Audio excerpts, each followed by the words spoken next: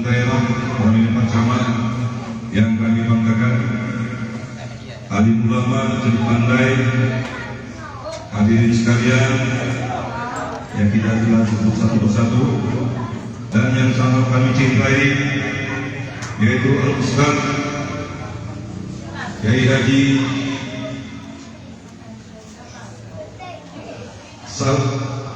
Kiai Haji Sauki MZ. Beliau ini adalah anak dari almarhum Kiai Haji Sauki MZ yang kita kenal dengan Kiai Sejuta Umat. Selawat wassalam semoga limpahkan kita Nabi besar Muhammad sallallahu alaihi wasallam beserta keluarganya, sahabatnya, dan semua insyaallah dengan kita selalu berselawat doa ikhlaskan kepada sahabat dari beliau. Amin Allahumma amin. Adapun acara takbir akbar bersama Kiai M Sauki MZ pada 20 November 2025 di Langgar Tengah Kota Pekalongan sebagai berikut. Yang pertama, pembukaan untuk menghadap ridho dari Allah Subhanahu wa taala. Semoga acara ini akan berbarokah dan wilayahnya Madinah. Kita buka acara ini sama-sama dengan membaca basmalah. Bismillahirrahmanirrahim.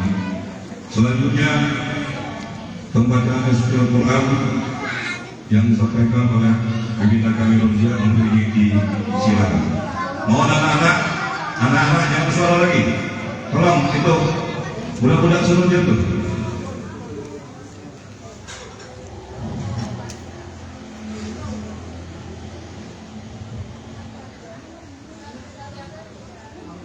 Assalamualaikum warahmatullahi wabarakatuh.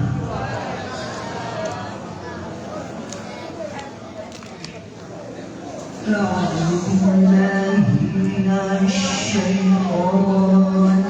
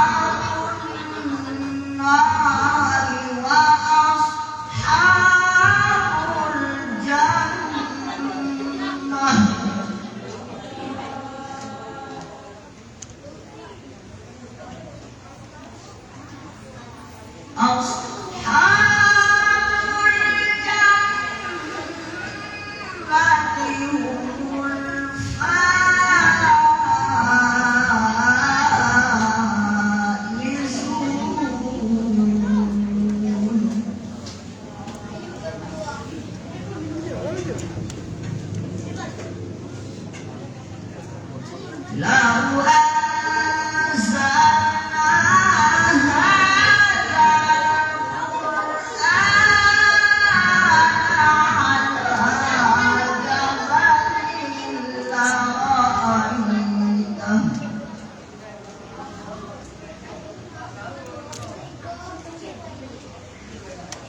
Qur'ana ala jabalin la'araitahu ala jabalin la'araitahu khashi'an mutasaddi'an min khashyatillah.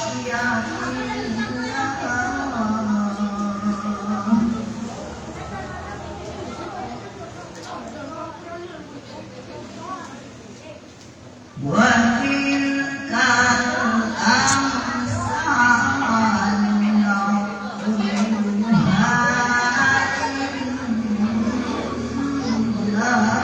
للناس.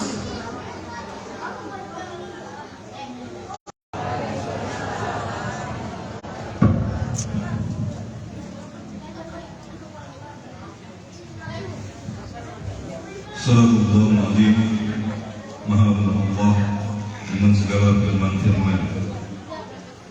Semoga saja pada sejenak tadi hati kita menjadi tenang dan tentram, baik yang membaca maupun yang mendengar akan berpahala oleh Allah Subhanahu wa taala.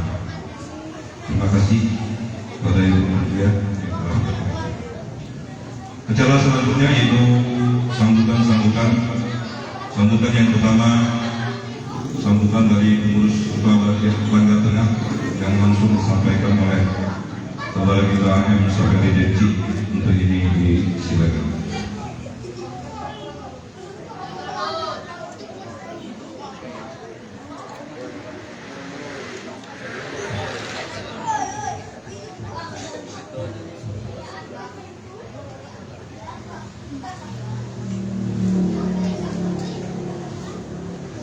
Baiklah, bagi wajah yang saya hormati, dalam ini supaya kita lebih semangat lagi, maka sebelum saya ucapkan salam, saya mulai dengan pantun.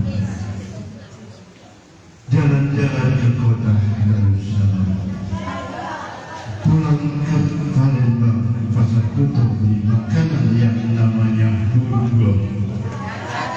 Izinkan saya mengucapkan salam. Insya Allah yang menjawab salam nanti masuk saja.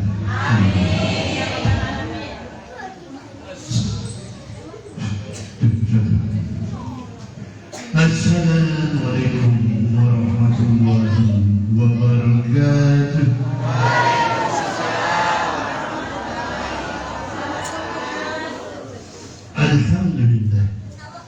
Alhamdulillahirabbil alamin.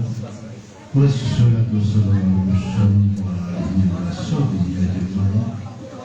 Asyhadu an la ilaha illallah wahdahu la syarika lah wa asyhadu anna Muhammadan rasulullah.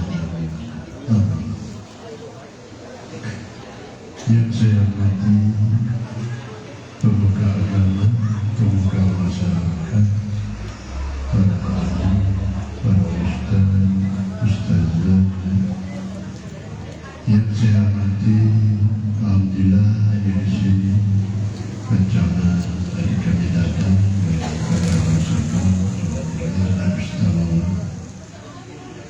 wabil khusus tamu kita yang kita hormati, Kiai Haji Sofyan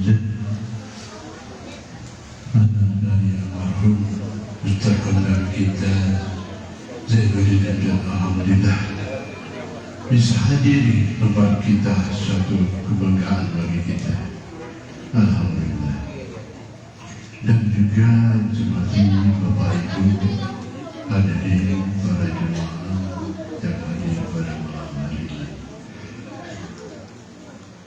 marilah kita tidak ucapkan syukur atas kehadiran Allah Subhanahu wa taala.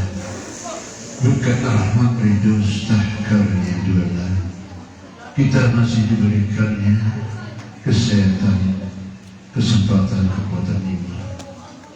Alhamdulillah kita bisa hadir dalam acara tablik akbar di Langgar Tengah pada malam hari.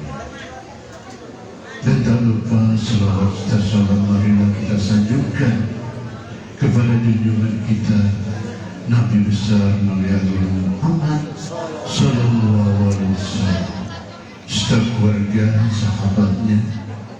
Insya Allah kita selaku pengikut sunnahnya yang istiqomah akan mendapat syafaat dari beliau di dunia ini. Amin, amin. Bapak Ibu sekalian,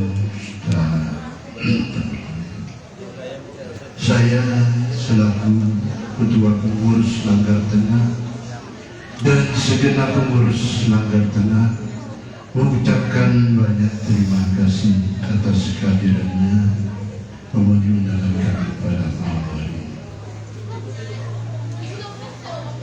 Dan juga mohon maaf dari kami seandainya penyambutan kami kurang pantas, kurang memadai. Yaitu inilah adanya fasilitas di Langgar Tengah ini. Mungkin lain masjid-masjid ini memang kenapa batin para ustaz sambil menanyakan kok masih langgar ini katanya di tengah kota. Nah saya bilang ini langgar tertua di Bekara Lama di tengah-tengah kota, adiknya Masjid Agung Bekara Lama. Pada saat itu orang tua kami yang mengurus Masjid Agung dan Langgar Tengah orang-orang itulah. Jadi pada saat ini juga saya juga masih juga mengurus di Masjid Agung. Nah, jadi tidak kami ubah. Alhamdulillah jemaah di Langgar Tengah ini dari maghrib sampai subuh, alhamdulillah isinya alhamdulillah. Tapi kami Jumat disatukan ke Masjid Agung. Itu sekilas itu.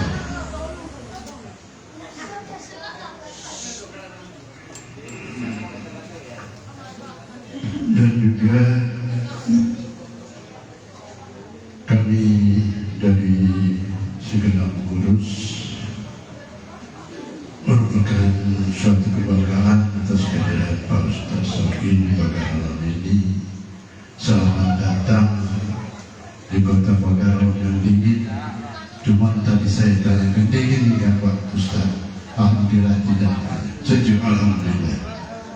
Semoga kita di Pagarong dan nantinya bisa datang kembali ke rumah. Mungkin itu resiko dari saya.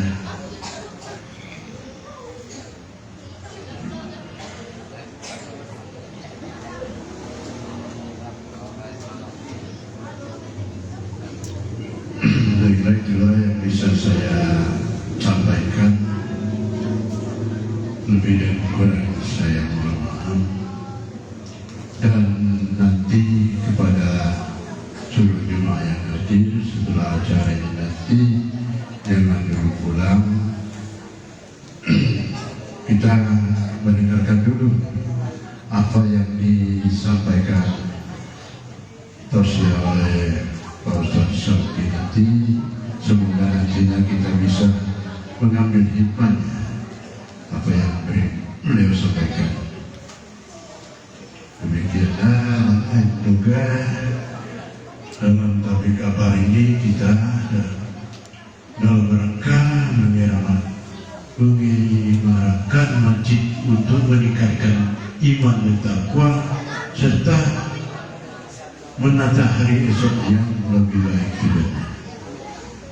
Itu saja mungkin yang bisa saya sampaikan. Bila kurang saya mohon maaf.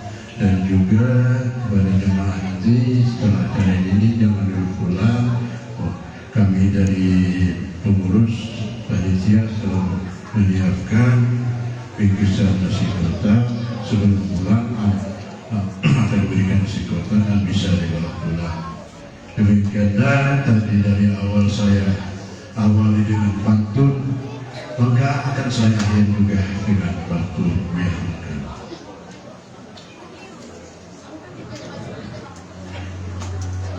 sungai musim airnya bersih, tempat orang memancing ikan.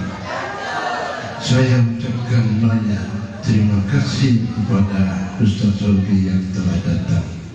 Lebih dan salah dan hilang mohon dimaafkan. Akhir kalam wabillahi taufiq wal hidayah. Wassalamualaikum warahmatullahi wabarakatuh.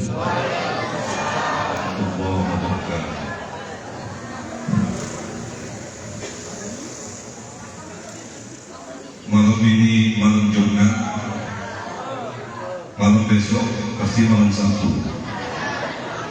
Kalau kamu hiduplah selamat, jangan tinggalkan sholat 5 waktu. Oke? Terima kasih. Demikian tadi sambutan dari Ketua Rakyat Tengah langsung disampaikan oleh saudara kita yang sampai di selanjutnya sambutan dari tim Yayasan Insan Hadis Khair yang akan disampaikan oleh Terhormat Ustaz Azizul Fahmi Sajih yang mewakili Indonesia.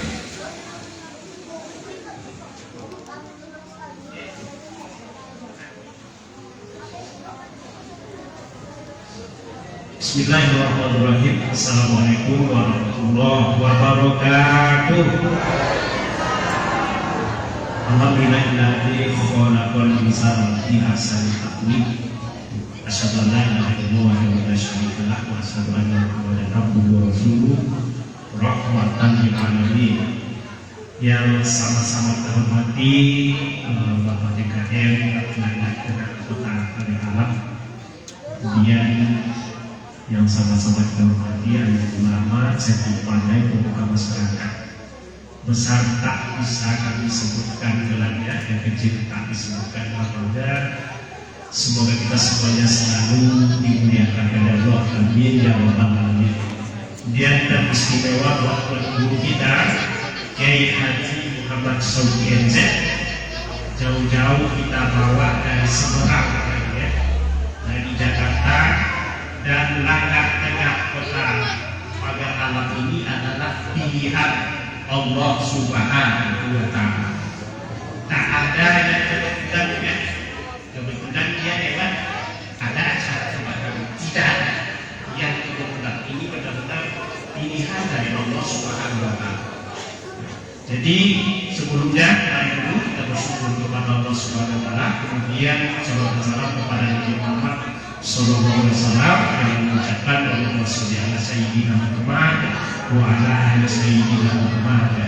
Dan tak lupa juga ya penghormatan bagi di ada Hadro ya, cantik-cantik banget lah ya. Kalau kita tak sanggup nengok ke situ ya, takut batal duduk dia gue.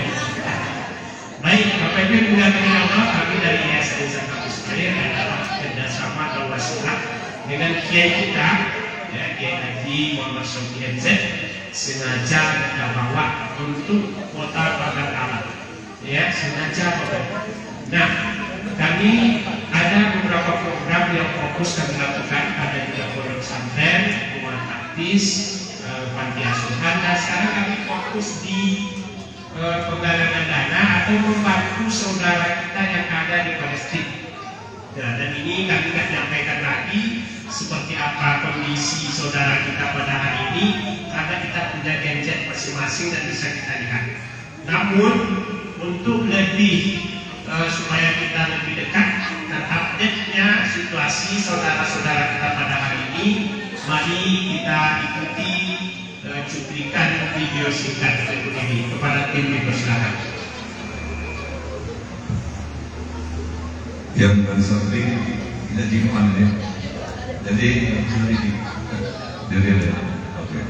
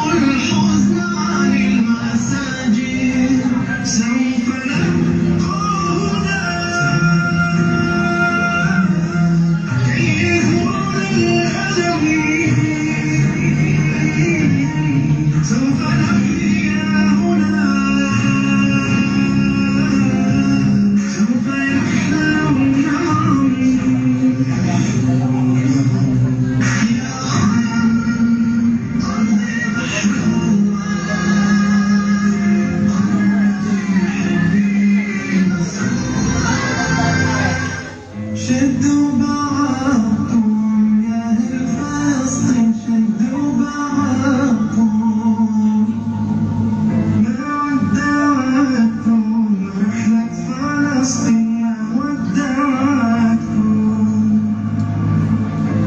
Assalamualaikum warahmatullahi wabarakatuh. Alhamdulillah setelah kita melaksanakan pembagian bantuan panen sembako, saat ini akan kita konversikan dari para donatur yang telah berbagi dengan para pengungsi pasti yang berada di Jordania.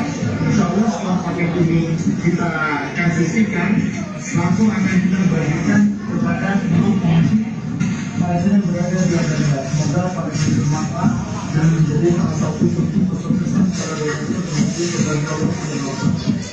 Jadi kami sangat berterima kasih kepada umat Abdul dan juga terima kasih kepada Pasar Negara, Mandai Bintang, kemudian Kalimantan Timur dan sekitar. Semoga ini menjadi kita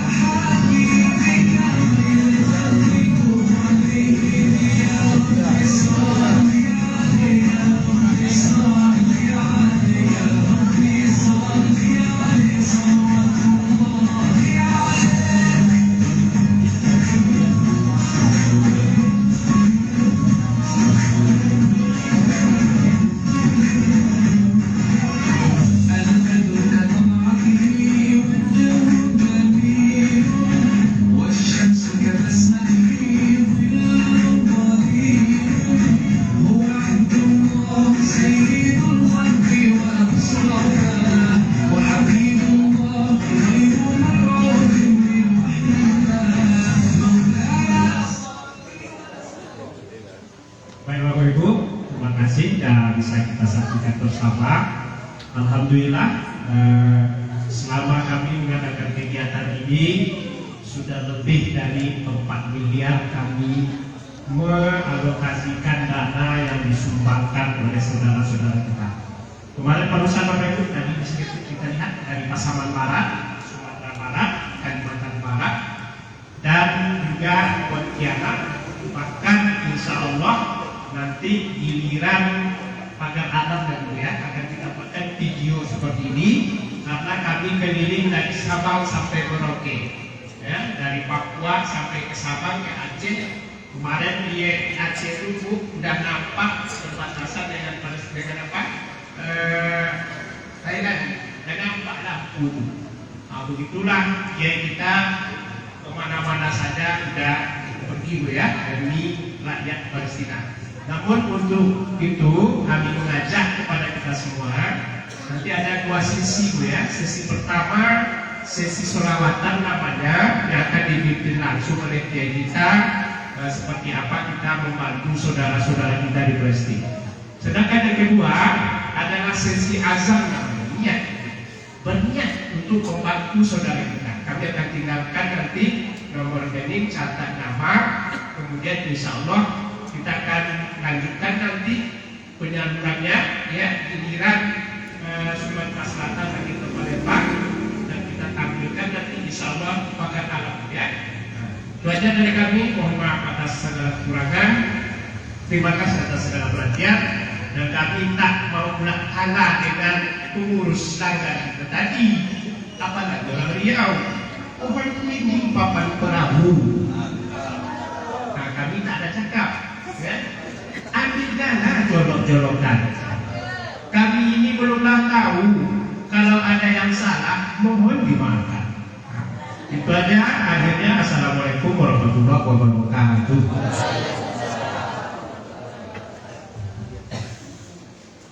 Demikian tadi sekilas peristiwa-peristiwa yang terjadi di saudara kita di Palestina, di mana tadi kita lihat anak-anak, ibu-ibu, orang tua tidak pernah buru, mereka dilimpas oleh Zionis Israel yang kejam.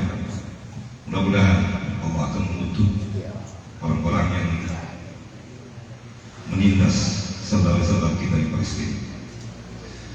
Sebelum kita cara yang inti, mari kita doakan, kita baca kitab surah Fatihah, kita kirimkan kepada almarhum Al-Mukarram Kiai Haji Zainuddin MZ.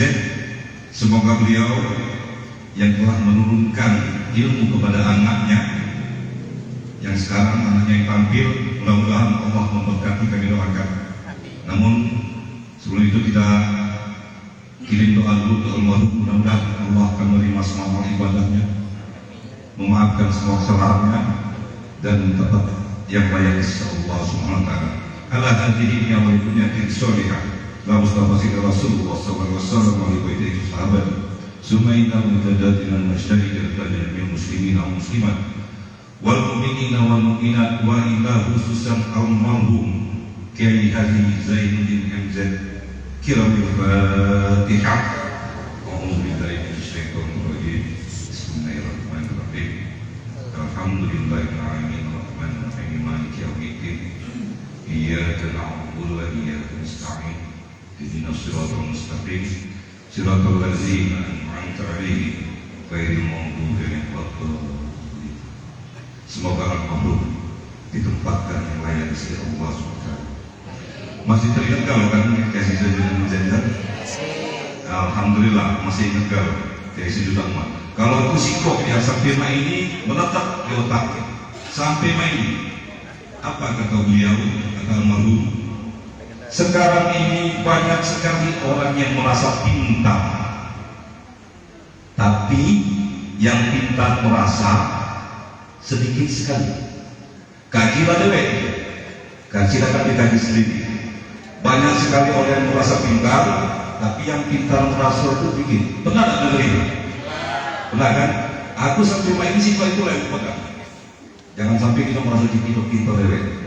Terima kasih sebenarnya. Untuk ini kami persilakan kepada yang terhormat Al-Mukarram Kiai Haji MZ untuk menyampaikan tausiahnya dan nanti langsung ditutup dengan doa.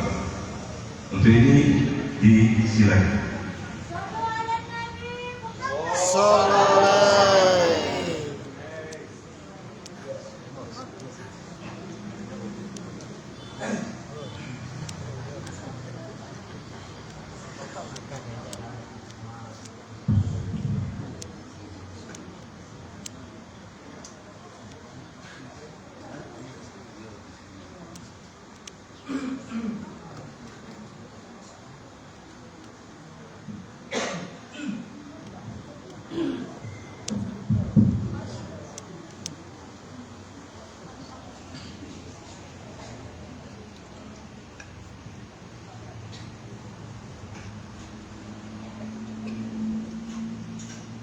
Assalamualaikum warahmatullahi wabarakatuh.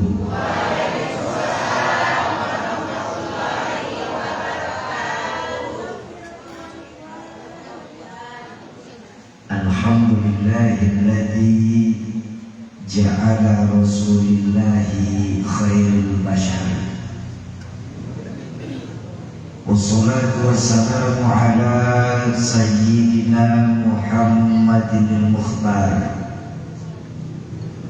wa ala alihi al-adhar wa ashabihi al-akhyar, amma ba'du. Qala Allah ta'ala fil Qur'anil Karim wa huwa asdaqul qailin.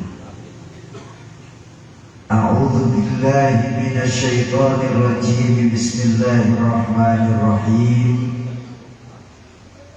In uridu illa al-islaha mastata'tu wa ma taufiqi illa billah alaihi tawakkaltu wa ilaihi unib.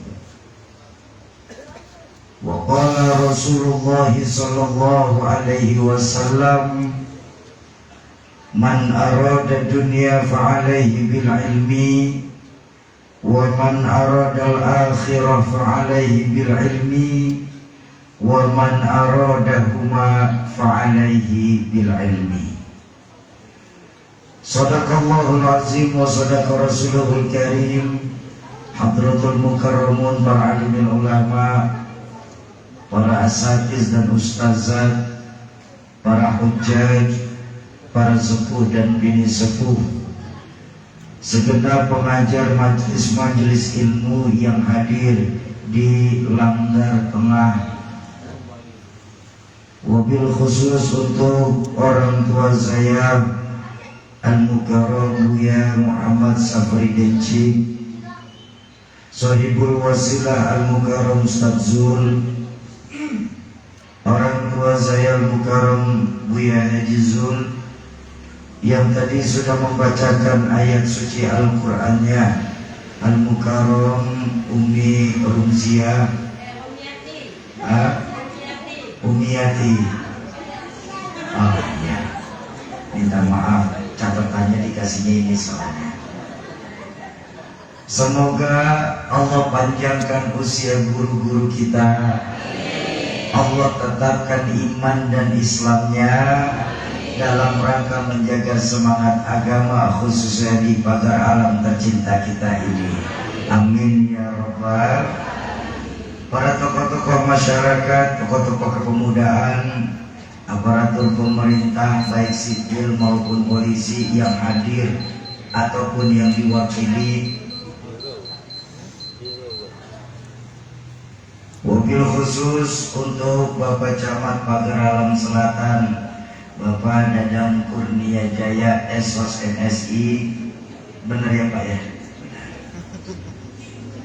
Segenap kepala lingkungan di sekitar Langgar Tengah, tim Marawis Ummu Khadijah, segenap tim perjalanan safari dakwah Yayasan Insan Hafiz Khair untuk Palestina, Ustaz Hafiz, Ustaz Rizki, Ustaz Imam, Bang Nanang dan kawan-kawan, bapak-bapak dan ibu-ibu jamaah ma'asyiral muslimin dan muslimat, para calon penghuni surganya Allah yang dicintai Allah Subhanahu wa ta'ala. Pertama-tama kami minta maaf atas keterlambatan kami sehingga tim Marawis tadi main Marawisnya agak lambat, karena memang stamina sudah mulai kendor, suara pun sudah mulai pas-pasan. Tapi saya percaya bahwa di Langgar Tengah ini terlambat masih lebih baik Bu ya, daripada tidak datang sama sekali. Itu dalihnya orang yang terlambat, tidak ada lagi selain minta maaf. Yang kedua, kedatangan kami pada malam hari di Langgar Tengah mempunyai satu misi, yaitu untuk mengumpulkan para puwakaf-puwakaf skala nasional yang tujuannya adalah untuk membangun kembali tenda-tenda pengungsian untuk saudara-saudara kita di Palestina. Banyak yang bertanya kepada kami, Syauki, kok kalian mau melakukan perjalanan ini untuk mencari bantuan yang kalian sendiri tidak ada yang kenal di Palestina? Apa sih alasan kalian melakukan perjalanan ini, Syauki? Saya bilang ada dua alasan utama kami kenapa kami mau melakukan perjalanan ini. Pertama, kami ingin sebagai tim dalam kehidupan kami di dunia ini membawa manfaat walaupun cuma sedikit untuk Islam. Jangan kita bertanya apa yang sudah Islam lakukan buat kita, karena kalau kita mau jujur, mulai dari bangun tidur sampai tidur kembali, Islam selalu melakukan untuk kita. Tapi tanyalah masing-masing kepada diri kita malam hari ini, apa yang sudah kita perbuat untuk agama kita dalam kehidupan ini. Yang pertama. Yang kedua, kami cuma menjalankan apa yang diajarkan baginda Nabi dalam hadis Al-Muslim Akhul Muslim, bahwa muslim satu dengan yang lain itu adalah bersaudara. Iya, Bang, efeknya jangan dimain-mainin lagi, Bang. Tadi saja sudah polos saja. Tes. Nah, ya, makasih. Terlalu gemas soalnya, suara saya nggak dapat pakai efek. Baik, makasih, Bang. Sampai mana saya barusan? Gemah. Baik. Konteks persaudaraan dalam Islam tidak cukup diikat dengan darah, tapi jauh lebih tinggi dari itu semua. Konteks persaudaraan Islam diikat dengan akidah. Artinya apa?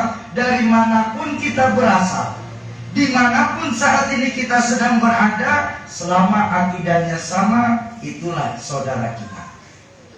Nah, makanya nggak perlu kita menanti rumah kita dibombardir oleh Israel laknatullah alaihim supaya kita baru merasakan nggak enaknya kehilangan tempat tinggal. Jangan sampai kita menanti anak-anak kita ditembak mati oleh kafir Zionis laknatullah alaihim supaya kita baru merasakan pedihnya kehilangan orang yang kita sayang. Cukup memiliki empati sedikit saja, mau berpikir sebentar bagaimana kondisi saudara-saudara kita di Palestina. Kalau malam hari ini kita di pagar alam ini bisa tidur beratapkan genteng, beralaskan kasur, ya, sebenarnya ada sekecahaya. Tapi bagaimana nasib saudara-saudara kita di Palestina yang ketika malam datang mereka tidur beralaskan langit, beratapkan langit dan beralaskan pasir. Bu, kalau sekarang anak-anak kita masih bisa memilih dalam makan, Bu, nanti pagi saya mau bubur ayam ya, siang masakin sayur ya, malam gorengin ayam ya. Sedangkan anak-anak kita di Palestina kadang-kadang dengan susahnya bantuan masuk ke Palestina, mereka sehari makan 3 hari liburnya. Makanya kami ingin mengetuk dan mengajak jamaah Langgar Tengah malam hari ini mau membantu menyisikan sedikit rezeki untuk membangun tenda-tenda pengungsian untuk saudara-saudara kita di Palestina. Insya memangnya berapa duit tenda Palestina, Syauki? Gak mahal kok, Bu. Sekitar 23 juta rupiah satu tenda. Makanya saya berharap malam hari ini insya Allah dari Langgar Tengah kebangun 10 tenda. Amin. Kok mahal sekali, Syauki? Memang tenda seperti apa? Tenda BNPT, Pak. Ukuran 6 kali 12 meter. Di pagar alam kalau bikin tenda 6 kali 12 cuma 6 juta, Syauki. Kok bisa 23 juta? Dari mana angkanya? Pertama, perbedaan kurs mata uang. Karena di sana transaksi menggunakan dolar.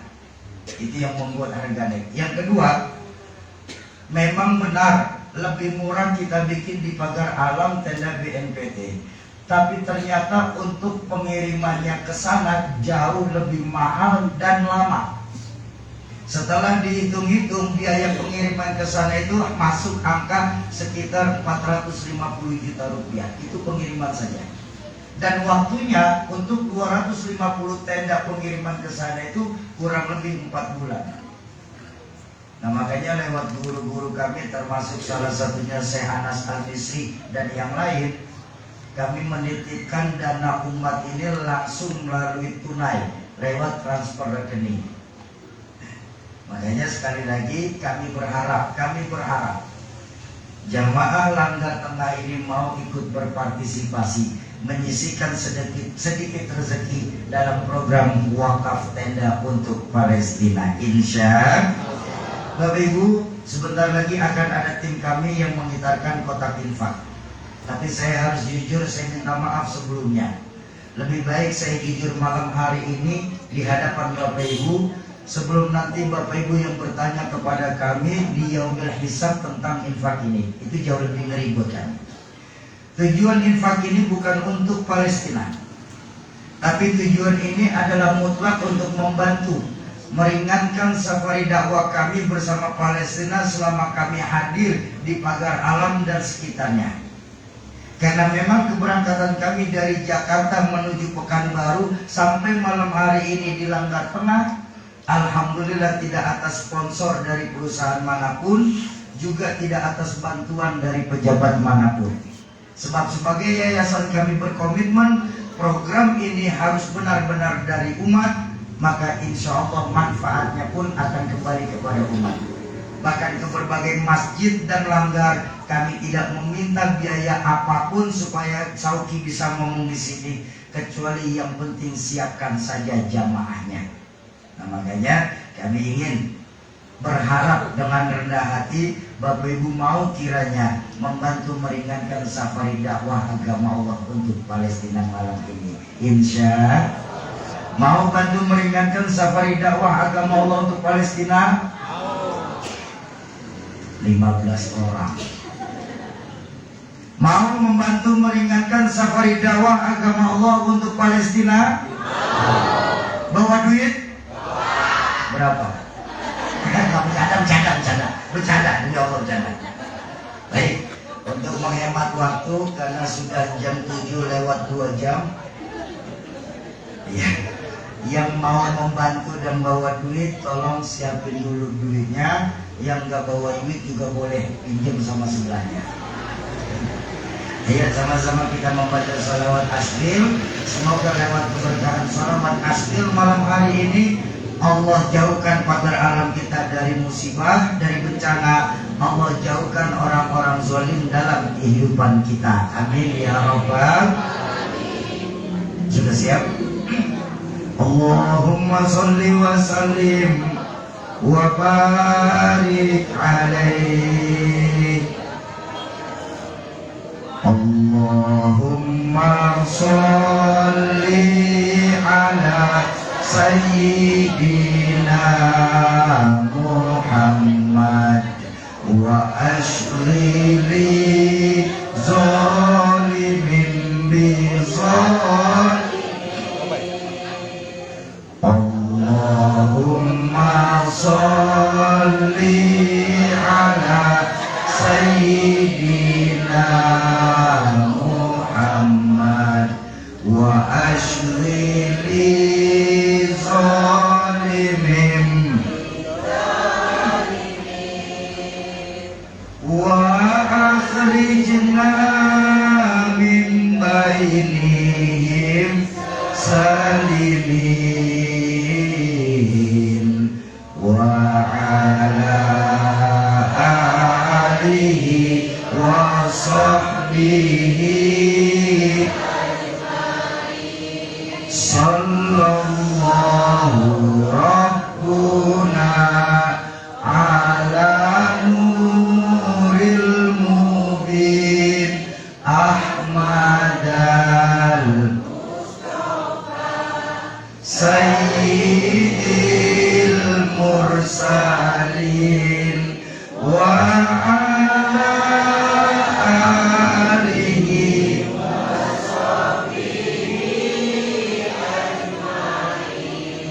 wa ala alihi wa sahbihi. Allahumma sholli wa sallim wa barik alaihi. Bapak Ibu, semoga harta yang Bapak Ibu keluarkan secara tunai malam hari ini untuk membantu Palestina, agama Allah Palestina, Allah lipat gandakan nilainya baik di dunia, lebih-lebih untuk di akhirat nanti. Amin ya rabbal. Bapak Ibu, berhubung sekarang sudah malam Jumat, rasa-rasanya lebih nikmat dalam pengajian ini kita berbicara tentang baginda Rasulullah SAW. Bapak Ibu, menurut satu catatan sejarah, jumlah seluruh nabi yang diutus Allah ke dunia ini kan lebih dari 120.000 nabi. Tepatnya 124.000 nabi. Nah, dari 124.000 nabi tersebut dipilihlah sama Allah menjadi 25 nabi yang harusnya kita umat Islam di pagar alam ini wajib hafal. Mulai dari Nabi Adam, Nabi Nuh, Nabi Daud, Nabi Sulaiman, Nabi Ilyas, Nabi Yunus, Nabi Hud, Nabi Ibrahim, sampai Nabi kita Muhammad. Dari 25 Nabi yang harusnya wajib kita kenal sebagai umat Islam, Allah masih pilih lagi menjadi 5 Nabi dan Rasul yang kita kenal di pagar alam ini dengan sebutan Ulul Azmi.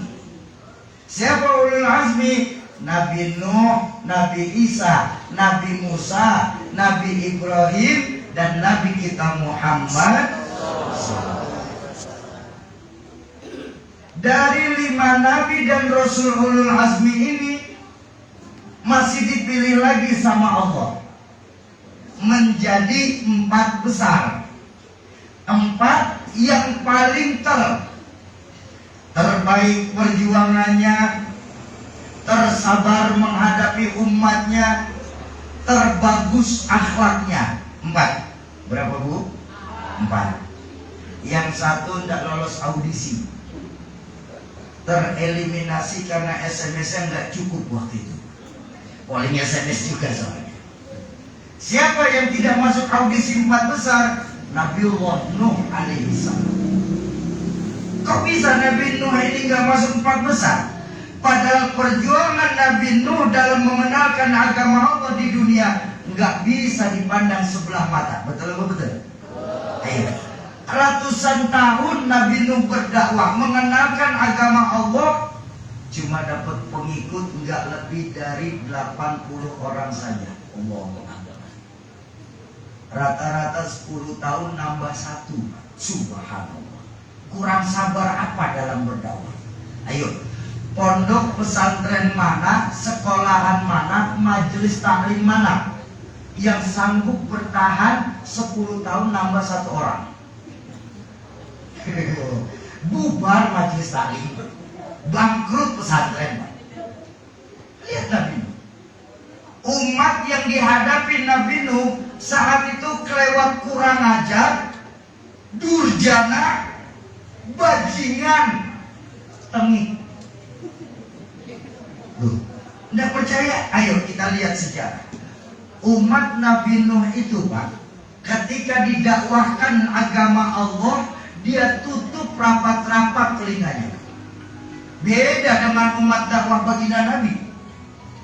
Ayo kita bandingkan. Sekafir-kafirnya Abu Lahab, Abu Sofyan, dan Abu Jahal saat itu, belum ada Abu Jahal. Kalau ada masuk juga gitu Pak. Sekafir-kafirnya Abu Lahab, Abu Jahal, dan Abu Sofyan, mereka nggak pernah tutup telinga saat Nabi sedang baca Quran. Itu keindahan. Sedangkan umat Nabi Nuh kalau didakwahin dia tutup rapat-rapat telinganya. Sampai pada puncak dakwah Nabi Nuh, laporan sama Allah. Ini yang menyebabkan Nabi Nuh nggak masuk 4 besar. Apa? Karena doa Nabi Nuh untuk umatnya. Apa doa Nabi Nuh untuk umat? Ketika bermunajat, ya Allah, saya nggak tahan ya Allah dakwah kayak begini. Setiap kami serukan agamamu ya Allah, mereka tutup rapat-rapat. Lalu kau mau apa Nuh? Kata Allah. Apa doa Nabi Nuh? Rabbi la tadar 'alal ardi minal kafirin dayyara. Ya Allah, kalau memang kayak begitu, mendingan ditenggelamkan saja orang kafir. Jangan disisakan satupun di dunia ini ya Allah. Nanti mereka punya anak kafir lagi, mending dari pongkol-pongkolnya disikat habis. Nah, karena doa inilah Nabi Nuh nggak masuk 4 besar. Kenapa? Doanya model preman. Loh, minta sikat habis soal urusan nomor 16. Ya memang Bu, memang Bumi, doa Nabi itu macam-macam. Ada yang doanya itu macam preman. Ini Nabi Nuh minta umatnya ditenggelamkan. Ada doa Nabi yang cari aman, 50-50. Siapa? Doanya Nabiullah Ibrahim alaihissalam. Memang apa doa Nabi Ibrahim ketika sudah nggak kuat pada puncak dakwahnya? Beliau, ya sebentar ya sayang ya. Ya, gantian ngomongnya nak. Soleh, gantian ngomongnya nak. Susah ngomong kalau ada saingan soalnya. Apa doa Nabi Nuh ketika puncak dakwahnya itu? Beliau berdoa kepada Allah, ya Rabb, faman tabi'ani fa innahu minni, wa man asani fa innaka ghafurur rahim. Nah, ini doa 50-50. Ya Allah, kalau mereka ngikuti saya maka mereka masuk golongan saya ya Allah. Tapi kalau mereka ingkar dengan ajaran saya ya Allah tentang Engkau, maka sungguh Engkau Maha Pengampun lagi Maha Pengasih. Ini doa cari aman nih. Sisi lain kesal sama umat, sisi lain takut sama azab. Betul? Masih berpikir Nabi Nuh nggak ada takut-takutnya, tenggelamin saja sudah. Tapi dari sekian banyak doa para anbiya, ada satu doa yang taksis dan luar biasa. Siapa? Doanya baginda Rasulullah Sallallahu Alaihi Wasallam. Ketika beliau berdakwah di Taif, dakwah Nabi bukan macam kita, macam dakwah sekarang. Sekarang enak, baru nyampe pun sudah disambut sama pengurus masjid. Alhamdulillah. Nabi dulu jangankan disambut, malah disambit ketika berdakwah. Benar. Bahkan dalam riwayat sampai keluar darah dari tubuh beliau yang mulia. Begitu keluar darah, Nabi buru-buru tapakin di sini apa? Ditadah supaya jangan darah itu menyentuh bumi. Kenapa? Sebab kalau darah kekasih Allah sampai menyentuh bumi, bumi akan marah habis-habisan. Ditadah sama baginda Nabi, jangan sampai darah ini menyentuh bumi. Tapi Allah Maha melihat kekasihnya baginda Rasulullah Sallallahu Alaihi Wasallam mengeluarkan darah, Allah nggak terima. Allah perintahkan malaikat Jibril saat itu, ya Jibril, siap ya Rob, kau turun ke dunia. Buat apa ya Rob? Patuhi apa yang diperintahkan Muhammad kepadamu. Allahumma sholli ala sayyidina Muhammad. Ya karena langsung perintah Allah, ngacir malaikat Jibril dari arasy, dari langit, wus, turun sampai di Taif di hadapan Nabi, ngambil sikap siaga. Lapor Muhammad, ada apa dulu? Saya mendapatkan direct order, perintah langsung dari Allah Muhammad. Perintah apa juga? Kau mau apa Muhammad sama orang-orang yang tadi sudah menyakiti kamu sampai berdarah? Ngomong Muhammad, ngomong.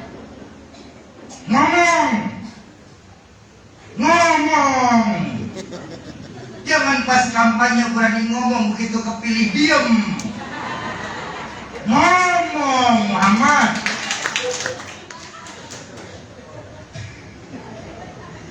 Apa jadi kesana-sana sih? Kau mau mereka mati Muhammad? Oh tenang. Atas izin Allah saya akan lemparkan gunung di Taif ini, biar menimpa mereka, biar mereka mati semua Muhammad. Syaratnya mudah.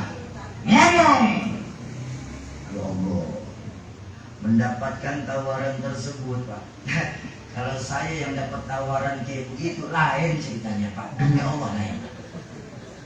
Oke, kau mau apa sama yang tadi sudah nyambitinmu? Kau mau mati? Saya akan lemparkan gunung umpama. Saya akan lemparkan gunung ini, Soki. Saya bilang, udah lemparin aja, udah Jibril. Lemparin sudah. Saya selagi dakwah agama Allah disambit, lemparin saja. Tapi lihat, baginda Nabi dengan akhlaknya. Apa beliau bersabda? Jangan Jibril, jangan. Saya diutus ke dunia ini bukan untuk matiin orang. Saya diutus ke dunia ini sebagai rahmatan lil alamin.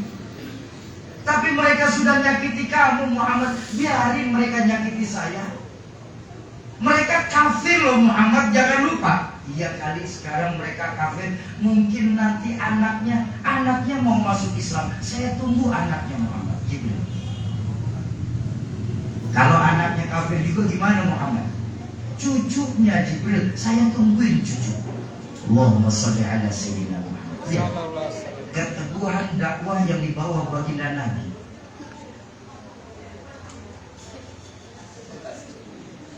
Beliau sangat sadar bahwa yang namanya perjuangan menegakkan agama Allah, meninggikan kalimat tauhid la ilaha illallah Muhammadur Rasulullah, nggak bisa dengan simsalabim abrakadabra. Menegakkan kalimat la ilaha illallah Muhammadur Rasulullah bukan jalan lurus beraspal mulus kanan kiri penuh taburan bunga. Tapi untuk menegakkan kalimat Allah, menegakkan agama Allah, penuh jalan berkelok, onak dan duri yang harus kita lewati, yang bahkan membutuhkan pengorbanan, tetesan keringat, air mata, darah, bahkan nyawa sekalipun. Lihat bagaimana betapa susahnya perjalanan ini. Tapi lihat betapa sabarnya baginda Nabi, dakwahnya jangka panjang. Nabi-nabi terdahulu dakwahnya jangka pendek. Mendapatkan jawaban tersebut, malaikat Jibril kalau bahasa Jakarta bilang nggak sabar. Malaikat Jibril berkata, susah Muhammad, susah. Susah bagaimana Jibril? Ma fil aba fi abna. Bapak kalong, anak pasti kampret Muhammad. Bapak nyolong, anak ikutan nyopet. Fotokopi mah bagaimana aslinya? Baginda Nabi tersenyum, beliau bersabda, bala ya Jibril, gak begitu Jibril, gak begitu. Manusia lain sama buah-buahan. Kalau buah-buahan mungkin boleh dipastikan. Betul apa betul? Biangnya pisang raja, yang keluar pasti pisang raja. Biangnya pisang Ambon, yang keluar pasti pisang Ambon. Biangnya pisang batu, yang keluar pasti pisang batu. Manusia beda sama pisang-pisangan. Loh, berapa banyak kita manusia di pagar alam ini, biangnya cakep sekali, bu, pisang raja. Yang keluar anaknya pisang batu. Orang tuanya rajin duduk di majelis ilmu, orang tuanya dekat dengan para ulama, orang tuanya menghidupkan masjid-masjid, anaknya judi online. Begitu. Berapa banyak kita seperti itu? Oh, begitu ya Muhammad. Iya, kita beda manusia dengan buah-buahan. Ya sudah Muhammad, kalau begitu mau kamu apa Muhammad? Ngomong. Jangan tahu-tahu kamu turun ke dunia orang mau ditibanin gunung. Tanya mau saya bagaimana? Oh, lihat akhlaknya. Ya sudah Muhammad, mau kamu apa? Saya ingin berdoa saja ya Jibril, tolong aminkan doa saya. Allahumma sholli ala sayyidina. Akhlak baginda Nabi sudah disakitin Pak, disambiti bahkan sampai berdarah. Yang nyambitin itu dapat doa dari Nabi, dan doanya dahsyat. Apa doa baginda Nabi kepada mereka yang sudah menyakiti di Thaif? Beliau angkat kedua tangannya seraya bermunajat kepada Allah. Allahumma hdi qaumi fa innahum la ya'lamun. Ya Allah, berikan mereka hidayah. Ya Allah, berikan mereka hidayah. Sungguh mereka tidak pernah mengetahui apa yang mereka lakukan saat ini. Kalau mereka tahu juga mereka gak bakal nyampitin saya. Oh ya Allah, berikan mereka hidayah. Allahumma sholli ala sayyidina Muhammad. Makanya wajar baginda Nabi ini dijadikan sebagai khatamul anbiya. Bapak Ibu jamaah ma'asyiral muslimin dan muslimat yang berbahagia, kembali ke laptop. Iya. Baik, 4 besar. Siapa 4 besar? Pertama, Nabi Isa. Beliau mendapatkan gelar Ruhullah. Nabi Musa, beliau mendapatkan gelar Kalimullah. Nabi Ibrahim, beliau mendapatkan gelar Khalilullah. Dan Nabi kita Muhammad sallallahu alaihi wasallam, beliau mendapatkan gelar yang paling dahsyat sebagai Habibullah. Apa selesai? Belum. Dari 4, iya, jangan dimarahin. Memang tugas mereka lagi bermain. Kalau dimarahin nanti mereka takut masuk masjid lagi. Repot lagi kita nanti. Ya, nak, nggak apa-apa nak. Tapi tolong jangan bercanda. Kalau kalian mau bercanda agak dimundur saja di luar masjid, nggak apa-apa sayang. Ya, soleh-solehah ya sayang ya. Amin ya Rabbal alamin. Bapak Ibu, dari 4 besar ini Allah itu masih pilih lagi hingga keluar satu nama. Siapa? Sang finalis sejati. Beliaulah manusia agung yang terus diagungkan oleh Zat yang Maha Agung. Beliaulah sosok manusia mulia yang terus dimuliakan oleh Zat yang Maha Mulia. Yang kepada beliaulah kita umat Islam di pagar alam ini mengharapkan syafaatul uzmanya di hari kiamat. Sayyidina wa maulana Muhammadin. Inilah makna dari hadis beliau bersabda, ana khiyarun min khiyarin min khiyarin. Aku pilihan dari pilihan dari pilihan. Lalu apa? Dari pribadi baginda Nabi yang bisa kita contoh di malam Jumat penuh keberkahan malam ini. Segitu saja judulnya. Ya, mudah-mudahan setengah jam selesai, dipotong 20 menit pembukaan, sisa 5 menit lagi saya ngomong. Udah dengerin aja, jangan pakai protes. Bapak Ibu, seperti yang guru-guru kita mengajarkan kepada kita, bahwa yang paling hebat itu akhlak dari baginda Nabi kan akhlaknya. Betul?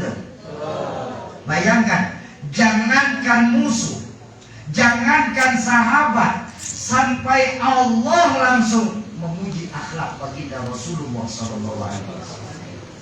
Wa innaka la'ala khuluqin azim. Bahwa engkau Muhammad sungguh memiliki budi pekerti yang paling baik. Pertanyaannya adalah, ada berapa sih akhlak Nabi itu? Ulama mengkategorikan dari sekian banyak akhlak baginda Nabi tersebut, maka keluarlah yang paling dahsyat menjadi 3 akhlak Nabi yang utama. Silman qata'a wa a'timan haramak wa'fu amman zolam. Silman qata'a, jalin silaturahmi kepada orang yang memutuskan silaturahmi kepada kalian. Ayo, kira-kira mudah apa susah itu? Wah, susah. Loh, kadang-kadang kita nggak marahan mau silaturahmi saja malas kok. Ayo, Pak, saya minta maaf, Pak. Saya minta maaf. Kalau bukan karena tablik akbar ini, pengurus masjid bikin pengumuman, belum tentu Bapak bisa duduk nyaman dengan sebelahnya macam di melanggar kita ini. Ini loh pentingnya nilai silaturahmi. Bahkan pahlawan nasional kita, Panglima Besar Jenderal Sudirman, pernah menyatakan kalau kita Indonesia mau menang harus kuat. Bisa kuat kalau besar, mampu besar kalau bersatu. Tapi mimpi bisa bersatu kalau tidak ada jalinan silaturahmi di antara kita. Mau menang wajib kuat. Bisa kuat kalau besar. mampu besar kalau bersatu, tapi nggak mungkin pernah bisa bersatu tanpa ada jalinan silaturahmi di antara kita. Bahkan baginda Nabi sendiri mengajarkan, ayyuhal muslimun kun kaliyadain wala takun udhunain. Umat Islam, kalian hidup itu harus seperti dua tangan, jangan jadi dua telinga. Ya Allah, ya Rabbana, saya ngaji hadis ini sama guru saya, Abuya Maulana Kamal Yusuf. Mudah-mudahan Allah angkat penyakit beliau jadi sehat. Beliau pernah mengajarkan kepada kami begini. Ini hadis ini, kun kaliyadain wala takun udhunain, ini adalah hadis yang membuktikan kecerdasannya baginda Rasulullah Sallallahu Alaihi Wasallam. Ayo kita lihat. Kenapa sih baginda Nabi itu memerintahkan kita jadi dua tangan bukan dua telinga? Padahal yang paling dekat kondisinya adalah dua telinga kita. Betul? Coba, dua telinga kita nih Bu, makanya nggak boleh dicontoh. Biarpun kemana-mana seiring sejalan, seia sekata, tapi nggak pernah ketemu satu sama lain. Benar? Iya kan? Coba, kepala noleh ke kanan, telinga dua-duanya ke kanan. Kepala noleh ke kiri, dua-duanya menghadap ke kiri. Pernah ketemu? Enggak. Jalan aja masing-masing sudah kayak orang nggak kenal. Tapi justru kita dijadikan harus kayak dua tangan antara umat Islam. Ini kanan sama kiri beda apa sama Bu? Sama di mana? Kalau sama kanan-kanan, kan kanan kiri. Kanan sama kiri beda apa sama? Beda, tapi kan tetap akur, Pak. Akur meskipun beda. Ayo. Pernah nggak kita bayangin kita jalan kelihatan elok, Pak? Rahasianya di mana? Dua tangan kerjasama. Coba kalau kita lagi jalan, kalau tangan kanan maju ke depan, yang kiri ngalah mundur ke belakang. Yang kiri maju ke depan, yang kanan nggak pakai motor, sadar diri mundur sendiri ke belakang. Makanya jalannya jadi lenggang. Betul? Abu, coba ibu jalan dua tangan nggak ada yang mengalah.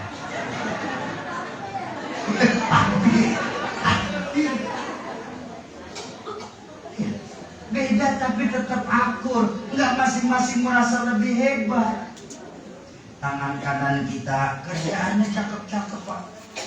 Salaman tangan, tanda tangan tangan, hitung uang tangan, makan minum tangan. Yang kiri pernah protes apa tidak? Ya Allah, sadar posisi tangan kiri. Kata tangan kiri ngeliat itu semua, emang bagian saya bidang pembersihan, cleaning service. Ya sudah, pembersihan aja saya lakukan. Tapi tengok Umi, karena tangan kanan kita sayang sama kiri, pas lagi kita tidur mereka berdua ngomong nih Pak, ngobrol mereka berdua Pak. Apa kata tangan kanan kita? Sabar aja kiri, biar yang deal proyek saya, yang tanda tangan proyek saya, yang hitung keuntungan proyek saya, yang makan minum di proyek saya, nanti sudah dapat jadi gaji, saya beliin jam tangan yang pakai kamu.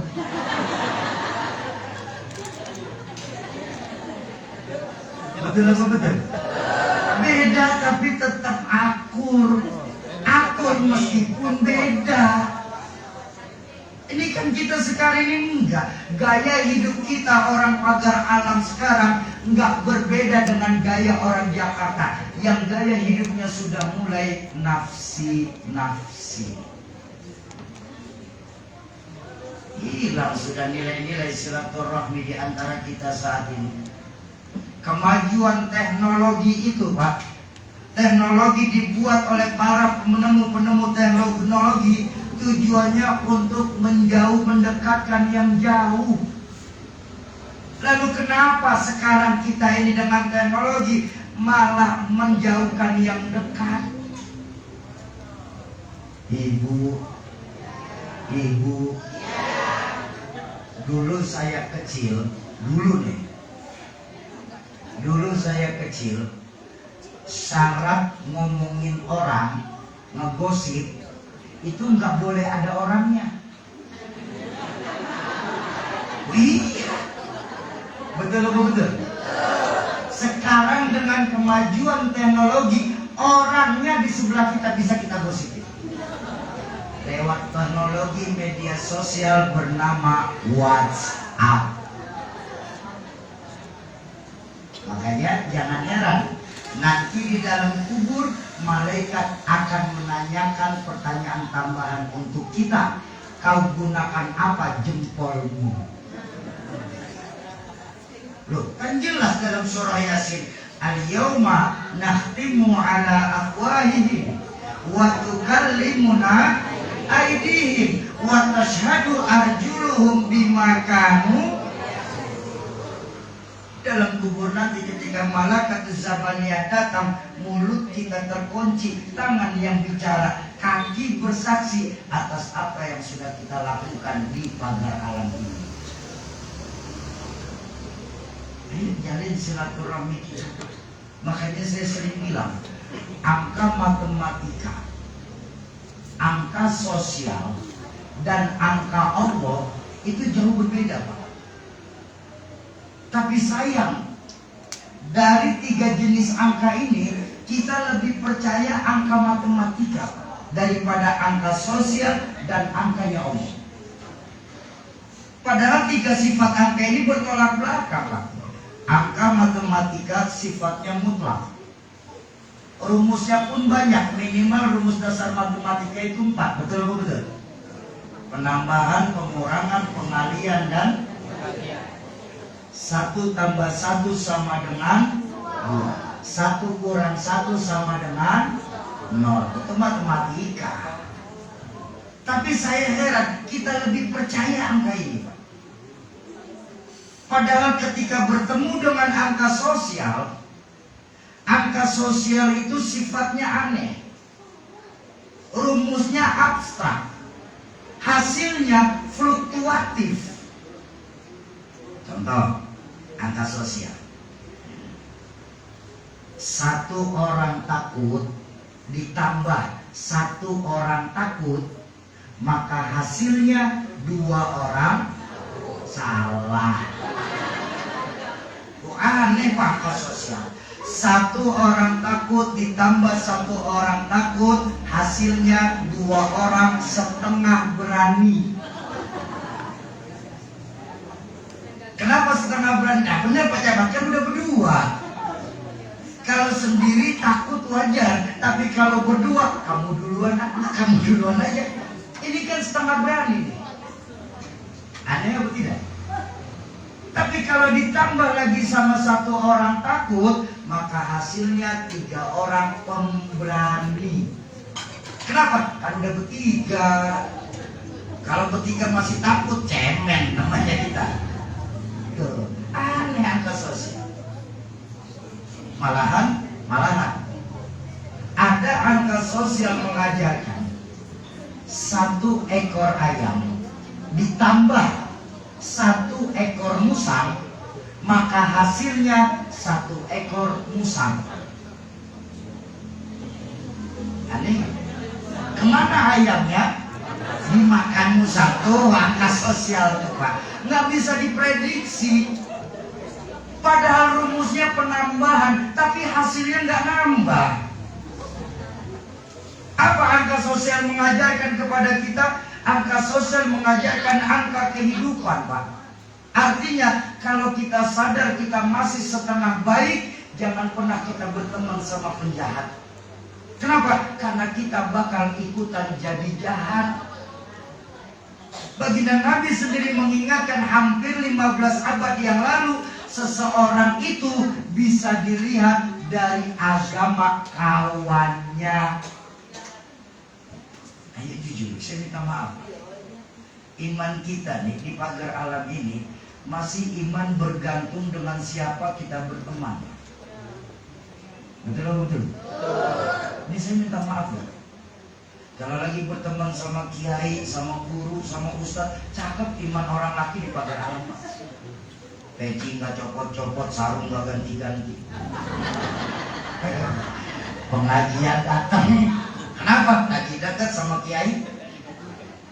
Tapi begitu keluar dari pengajian ada temannya lagi main judi, sholat ikut aja depo. Ini loh kita Pak. Ini loh yang membuktikan bahwa kita manusia nggak akan pernah bisa hidup eksklusif. Kita ini manusia tetap memerlukan orang lain dalam kehidupan kita. Ya. Betapapun hebatnya kita, pintarnya kita, jagonya kita, tengok nanti kalau sudah meninggal dunia, apa bakal jalan ngubur sendiri kita? Kita tetap memerlukan orang lain dalam kehidupan kita. Lalu kenapa kita yang hidup cuma sementara ini harus hidup eksklusif di dunia ini? Jangankan di dunia, Nabi Adam, kenal Nabi Adam? Kenal di mana? Oh, kenal namanya, ya kenal namanya. Hebat ibu-ibu di Pantar Alam ini. Nabi Adam pun masih kenal. Namanya ya. Nabi Adam itu Pak, ketika di dalam surga sendirian, bengong Pak. Padahal di dalam surga sendirian bengong. Apalagi kita masih di pagar alam sendirian, mau kemana kita Pak? Betapapun hebatnya kita tetap memerlukan orang lain dalam kehidupan kita. Apa mentang-mentang sekarang Allah lagi kasih kita harta yang luar biasa, lalu bersikap sombong. Orang lain kecil semua, sama tetangga nggak mau kenal, jalan nggak injek tanah. Kok jadi kuntilanak memangnya? Loh memangnya apa sih yang kita punya di dunia ini Pak? Perjalanan kita nggak lebih dari lubang menuju lubang. Lalu kenapa cuma mentingin urusan satu lubang saja? Ini pikirannya kemana-mana pasti.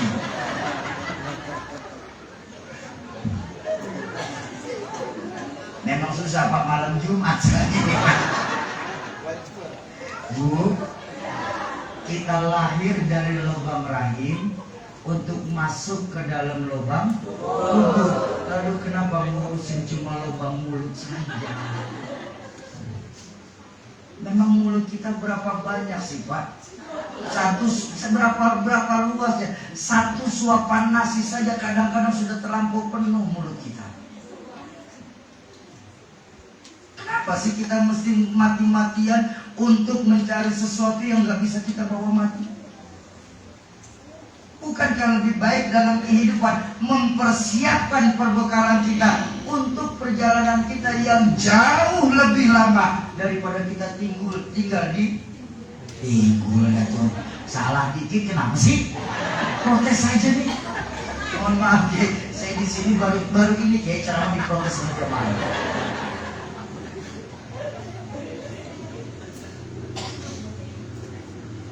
Apa yang mau kita banggakan di dunia ini Pak? Lalu kita sudah ditegaskan dalam Al-Quran, wa mal hayatud dunya illa lahun wa la'ib. Tidaklah kehidupan di dunia ini cuma sebatas permainan dan senda gurau. Bukan kita yang membuat cerita, skenarionya sudah dari Allah. Kita ini cuma ngewayang. Cuma wayang saja kita Pak.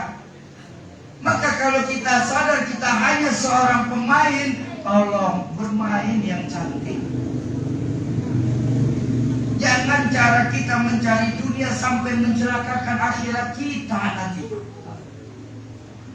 Berarti kita nggak perlu dunia dong Sobi. Ya nggak begitu konteks Islam. Ini kan saya minta maaf Pak, mohon Kemana Pak? Pak. Pak. Oh iya. Kirain mau pulang bareng Pak.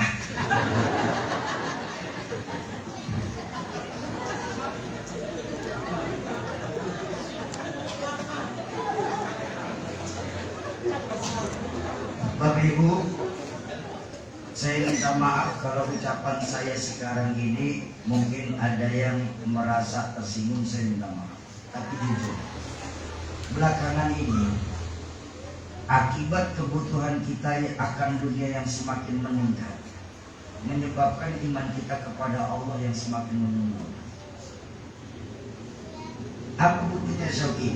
Banyak dari kita nih masih salah dalam memandang agama kita sendiri. Ini prihatin.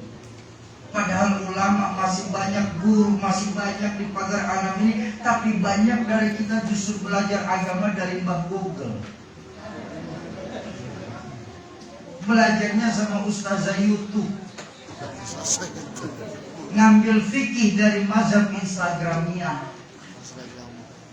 Makanya benar tadi kata orang tua saya Pak MC itu, sekarang ini banyak orang sekarang ini banyak tahu tapi nggak tahu banyak. Banyak tahu tapi nggak tahu banyak. Ayo, apa buktinya soal ini? Belakangan ini Pak, kita masih lebih sering mengharapkan keajaiban dalam Islam. Bahwa Islam agama yang penuh keajaiban memang, tapi Islam itu tidak menjual keajaiban. Enggak mentang-mentang rezeki ditetapkan sama Allah, selesai sholat kita boleh diam sambil berangan-angan, sambil zikirnya jikalau andai kata umpama misalnya. Enggak. Justru kita diperintahkan dalam Al-Quran, selepas sholat kita bertebaranlah kita di muka bumi ini, cari karunia Allah untuk kita. Tapi sayang, banyak dari kita ini masih menunggu keajaiban Islam. Apa contohnya Sogi? Banyak dari kita ketika ada yang nanya dan mengasih jawabannya, Pak, bagaimana ya caranya supaya rezeki saya jadi bagus? Sholat duha. Ya Allah, ini kan jual keajaiban Islam. Maaf Pak, maaf Bu, kalau sholat duha bisa membuat kita kaya, saudara-saudara kita di luar Islam pada nggak sholat duha kaya-kaya kok Pak.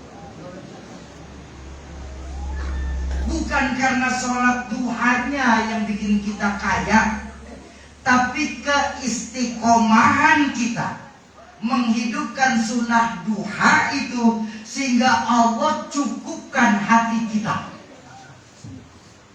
Jadi bukan karena duha cuma sekali dua kali ngarepin kaya. Bukan begitu konteks Islam.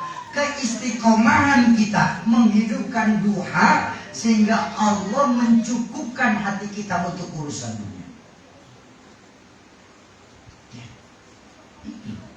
Makanya ulama mengajarkan al-istiqomatu khairun min alfil karomah.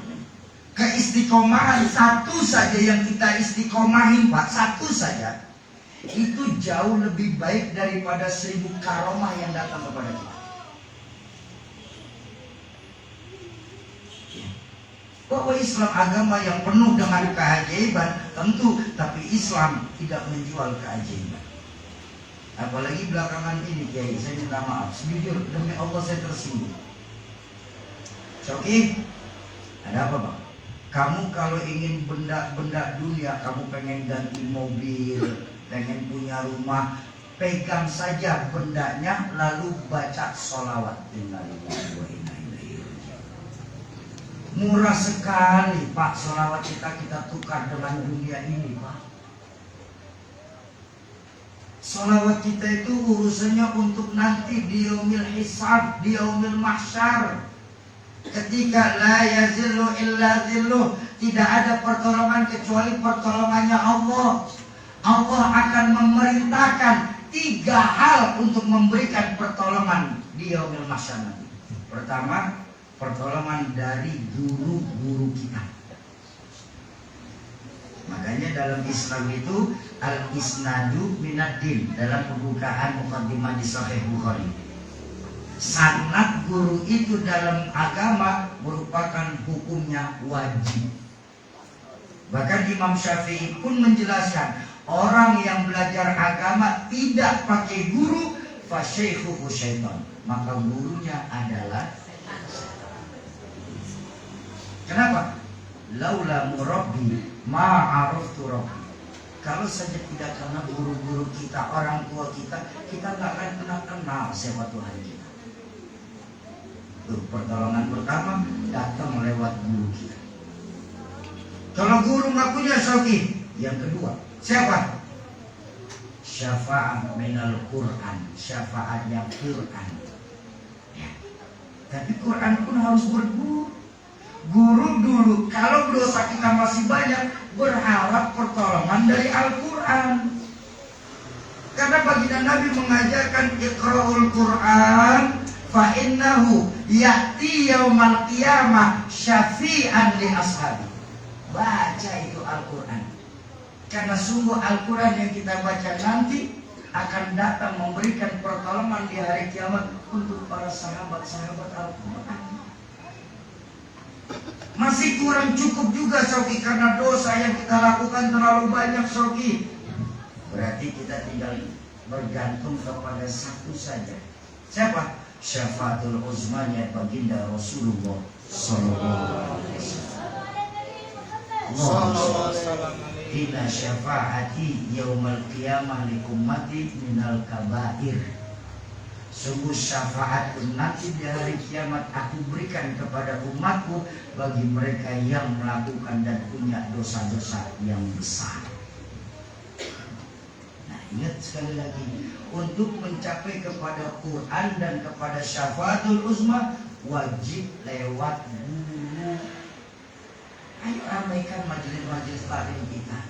Masjid ini sarana terpenting untuk menyambung silaturahmi. Ini ada kejadian, saya cerita sedikit ya. Boleh saya cerita?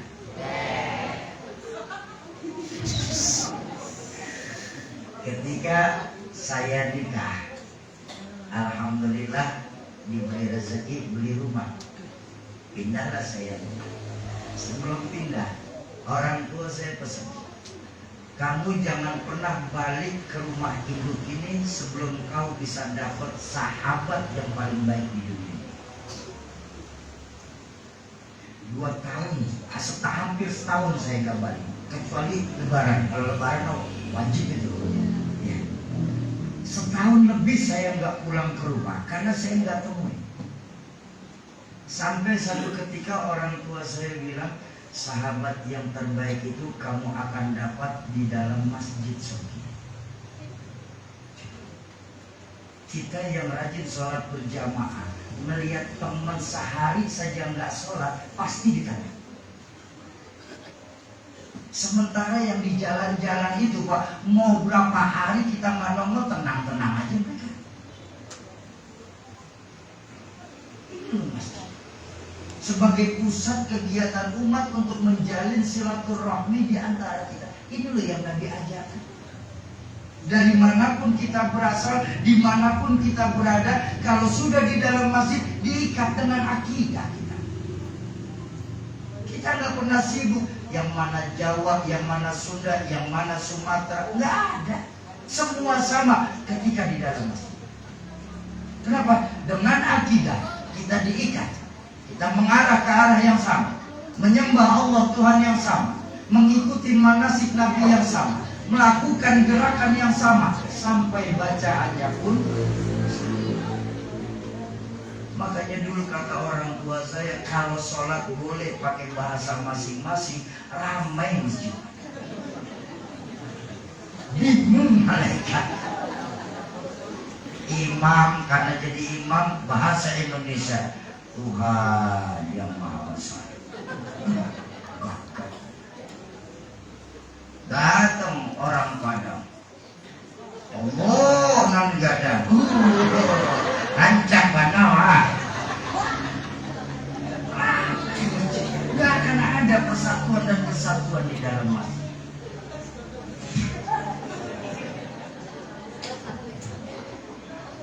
Ayo jalin silaturahmi kita. Tuh, yang kedua tuh, angka sosial ya. Cari pilih-pilih teman yang terbaik bakal ditemuin di dalam masjid. Yang ketiga angkanya Allah. Angka Allah itu sifatnya ajaib. Rumusnya pun cuma dua, pengurangan dan pembagian. Allah tidak memberikan rumus penambahan, apalagi pengalian. Demi Allah, Allah nggak berikan itu. Bapak selesai sholat berdoa.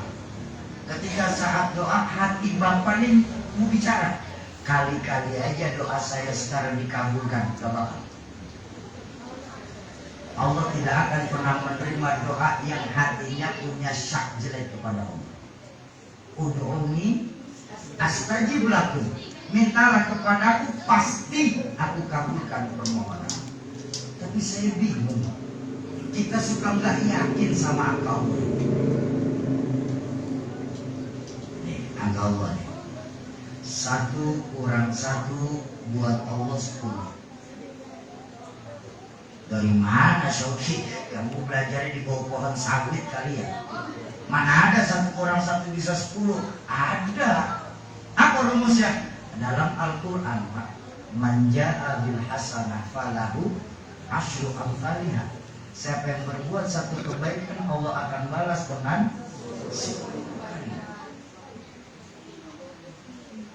Oke, ternyata Tuhan pelit ya. Pelit kenapa? Itu cuma dibalas 10.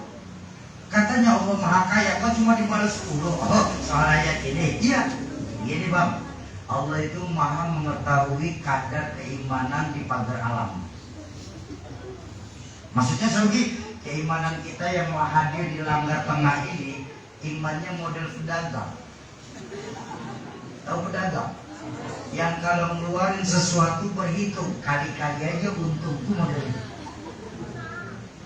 Dan Bapak nggak yakin ucapan saya tanya langsung saya tanya. Ketika hari Jumat, orang laki-laki ini kan pada sholat Jumat ya. Sholat nggak? Sholat nggak? Sholat, yang sholat. Bener kan? Iya, yang sholat, yang enggak tidur. Baik, masuklah kita ke Masjid Agung. Biasanya kalau di Jakarta, kebiasaan Jakarta Ibu ya. Sebelum khotib naik ke mimbar itu ada kotak infak lewat. Di Masjid Agung sama enggak? Alhamdulillah kalau sama. Nah, pertanyaan saya buat Bapak. Ketika kotak di hadapan Bapak sadar, sadar-sadarnya. Dari rumah berangkat ke masjid, di kantong celananya ada duit 100 ribuan, 50, 20, 10, 2.000, 5.000. Berapa yang dikeluarin? Ya udah, kan masalah marah. Udah.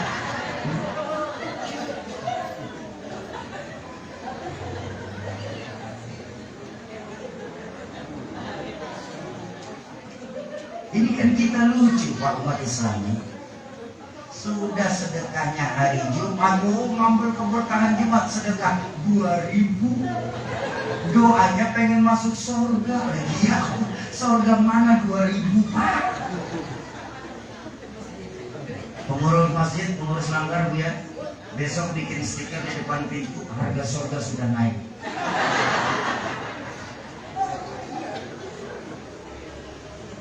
Bahkan kalau mau jujur, Pak, ini maaf, yang mau tersinggung gak apa-apa. Jangankan dari cara ngeluarin duit, Pak, dari cara zikiran kita udah kelihatan kok, Pak. Jangankan ngeluarin, dari cara zikir kita udah bisa melihat orang itu. Kalau kotak infaknya masih jauh, subhanallah, subhanallah, subhanallah, subhanallah. Begitu mendekat, astagfirullah, astagfirullah, astagfirullah, astagfirullah. Begitu di depan sambil morem, innalillah. Begitu lewat, alhamdulillah.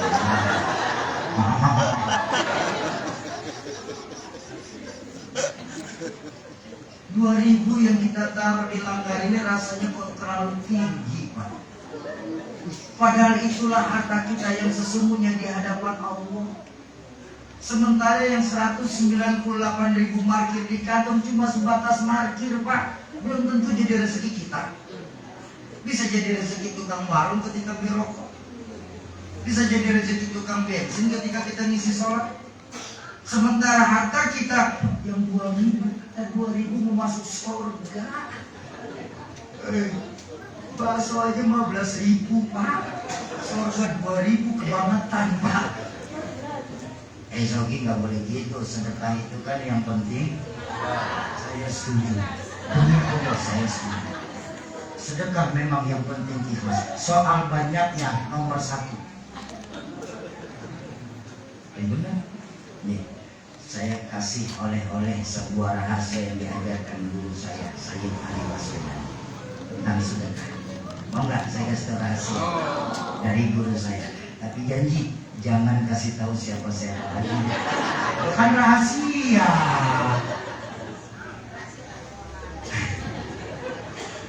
Sayyid Ali Baswedan guru saya mengajarkan yang namanya sedekah itu daripada kecil nggak ikhlas, mendingan banyak tapi ikhlas.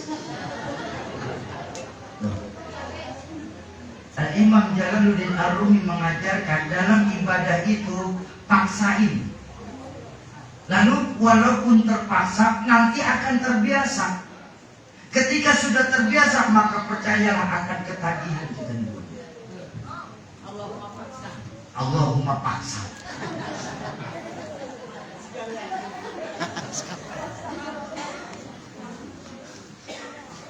Saya terakhir nih, saya kasih permainan rezekinya Allah. Pak, Bu, ini di tangan saya ada gelas nih, ya. Saya minta maaf. Enggak haus belum. Haus. Ini di tangan saya ada gelas. Nah, selama diri kita ini masih gelas, jangan pernah minta rezeki sebanyak ember kepada Allah. Karena gak bakal dikasih Pak. Dan kita sadar diri kita ini masih gelas, kok mintanya rezeki sebanyak ember. Lawang ada satu sifat yang sudah kita lupakan dari Allah. Apa? Allah memberikan apa yang kita butuhkan, bukan yang kita minta.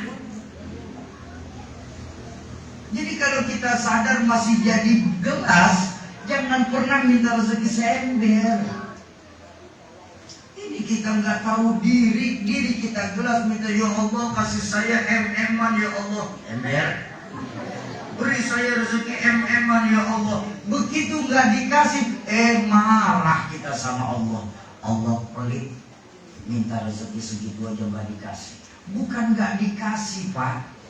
Allah innallaha la yuhibbul mubadzirin. Allah nggak suka dengan yang mempunyai sifat orang-orang membazirkan. Kalau Allah nggak suka, masa iya Allah membazir-bazirkan sih Pak? Jadi selama diri kita masih gelas, Allah akan kasih kita takaran rezeki segelas, nggak kurang, nggak lebih. Lalu bagaimana Syoki supaya kita punya rezeki seember? Kan kami mau punya rezeki MM-an, ya ember. Ini sebenarnya mudah. Perluas dulu Pak media diri kita. Jadikan diri kita ember. Caranya Soki, sedekahnya tambahin. Sholat.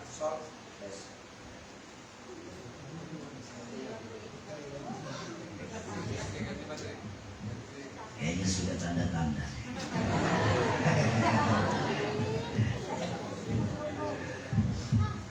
Sholat berjamaahnya rajinin, baca Qur'annya hobiin, majelis taklim hadirin, sama suami taatin, sama orang tua sayangin, sama guru hormatin, sama yatim rawatin.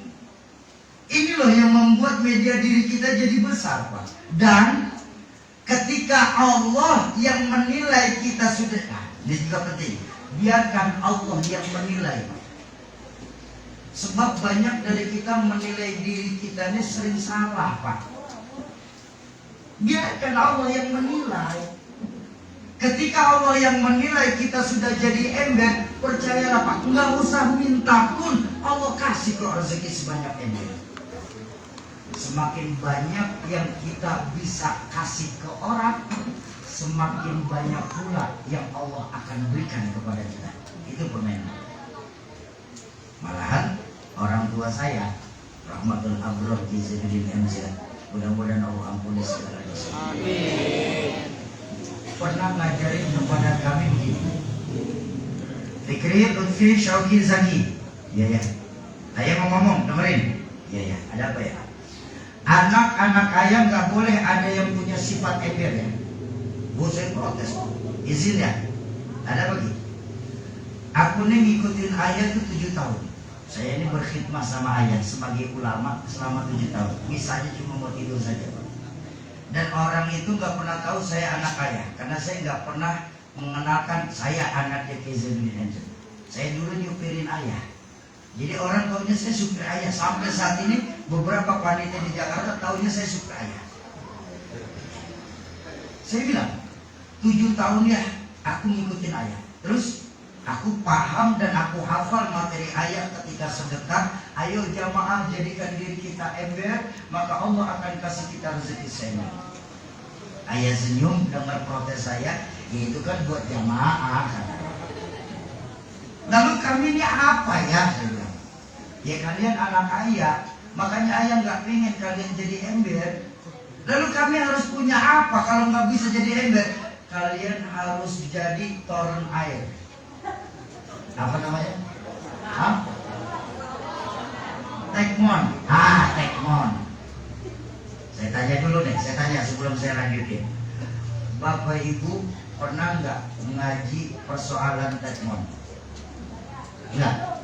Belum? Nah, malam ini kita ngaji ya. Ini oleh-oleh dari saya. Tahu tekmon di rumah, di masjid, di rangka kita kan ada ya?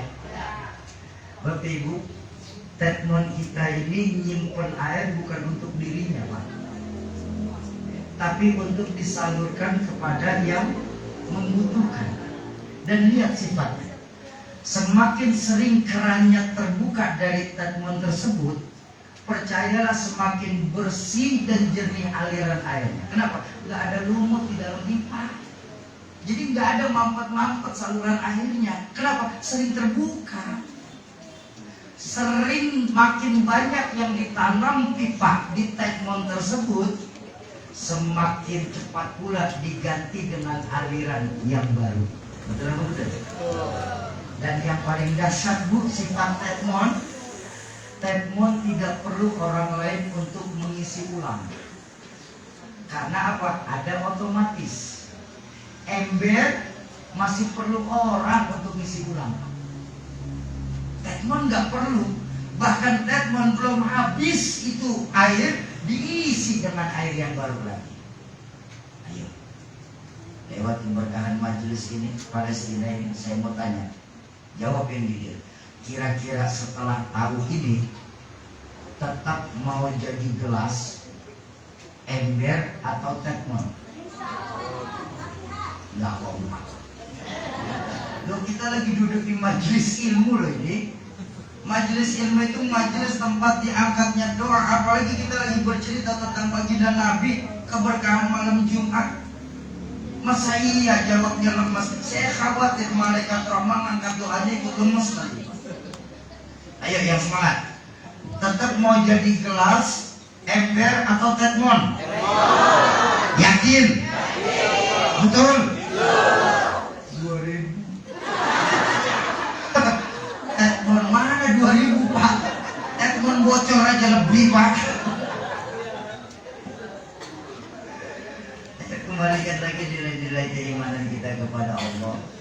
Timbulkan rasa syukur kita atas apa yang sudah Allah berikan kepada kita. Lewat mencontoh kepada baginda Rasulullah SAW.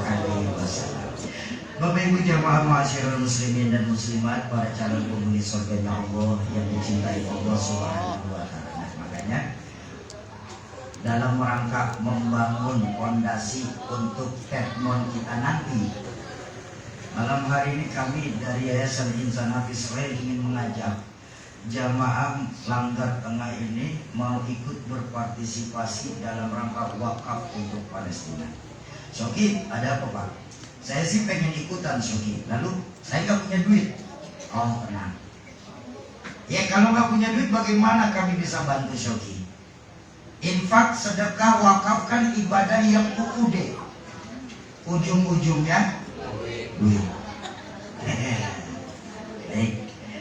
Ibu, ada dua alasan. Kenapa saya bilang tenang, nggak punya duit mah?